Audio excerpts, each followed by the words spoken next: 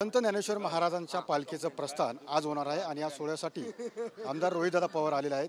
त्या ठिकाणी खरं तर नतमस्तक झालेले आहेत। दादा, खरं तर आज तुम्ही आळंदीमध्ये प्रस्थान सोहळ्यासाठी आला आहात, काय मागण्या मागितल्या? एक तर ईश्वर चरणी प्रार्थना करतो, माऊली चरणी, तुकोबराया चरणी मी प्रार्थना करतो की आज जे काय महाराष्ट्रात चालू आहे की राजकारणाचा स्तर हा खाली जात आहे। पैसा, दडपशाही, मोहमाया दाखवून मतं घेण्याचा प्रयत्न तिथं केला जातो। जे स्वार्थी राजकारण सुरू आहे ते कुठेतरी थांबावं, परत एकदा पूर्वीसारखं राजकारण हे व्हावं, तत्वाचं आणि विचाराचं। त्याच्याबरोबर पावसामुळे शेतकऱ्याचं नुकसान जे झालेलं आहे, त्याच्याबरोबर बेरोजगारी जी मोठ्या प्रमाणात वाढत चाललेली आहे ती संपावी, लोकांना हक्काचं न्याय तिथे मिळावा अशी ईश्वरचरणी प्रार्थना केलेली आहे।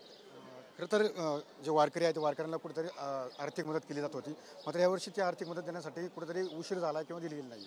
तर बघा, स्वार्थी राजकारण कसं असतं ज्याच्याबद्दल मी बोललो की इलेक्शन डोळ्यासमोर ठेवून मदत देणं, काही घोषणा करणं आणि इलेक्शन झालं, तुम्हाला मतं मिळाल्यानंतर तुम्ही मात्र लोकांना विसरून जाणं, हाच एक प्रकार सरकारने यंदा अनेक विषयाच्या बाबतीत केलेला आहे। लाडक्या बहिणींच्या बाबतीत केलेला आहे, आता वारकरी संप्रदायाच्या बाबतीत सुद्धा केलेला आहे। GR साधा काढू शकत नव्हते, मग वारकरी संप्रदायाच्या मान्यवरांनी आवाज उठवला, आध्यात्मिक लोकांनी आवाज उठवला, सामान्य लोकांनी उठवला, आमच्यासारख्या कार्यकर्त्यांनी उठवला, नंतर यांना जाग घेऊन GR काढला आणि आता कुठेतरी मदत करतात, ती सुद्धा मदत अजून पोहोचलेली नाही।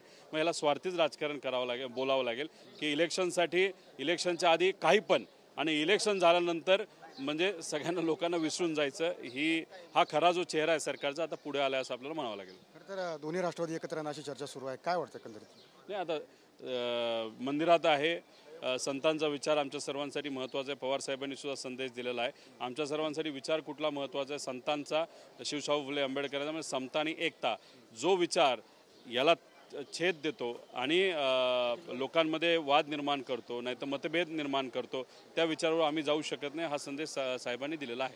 नक्की ज्या पद्धतीने पाहिलं की खरं तर आज रोहितदादा पवार यांनी आळंदी ठिकाणी आलेत आणि संत ज्ञानेश्वर महाराजांचं दर्शन त्या ठिकाणी घेतलं, पाहायला मिळतं आहे। त्यावरून सुशांत सामी, सुनील दगडे, TV9 मराठी, आळंदी, पुणे।